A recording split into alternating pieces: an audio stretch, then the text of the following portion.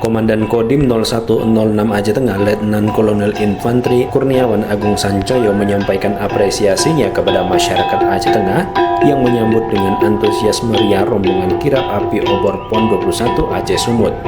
Menurut komunikasi yang dilakukan dengan Panitia Pekan Olahraga Nasional, sejauh ini sambutan yang paling meriah dalam kirap api obor PON 21 Aceh Sumut di Aceh adalah Kabupaten Aceh Tengah. Ramai bagus, namun mereka mengakui bahwasanya untuk Aceh Tengah luar biasa untuk antusias dan sambutan.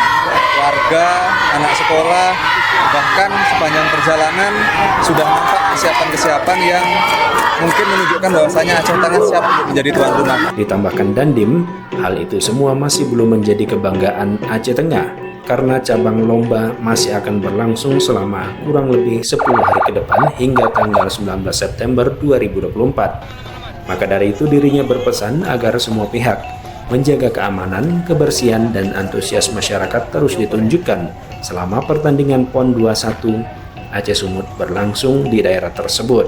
Diketahui Aceh menjadi venue berkuda, triathlon, dan bridge. Sebelumnya, PJ Bupati Aceh Tengah Subandi juga menyampaikan apresiasinya kepada pelajar dan masyarakat Aceh Tengah yang menyambut dengan meriah rombongan kirap api obor PON 21 Aceh Sumut di Takengon. Safiran, RRI Takengon melaporkan.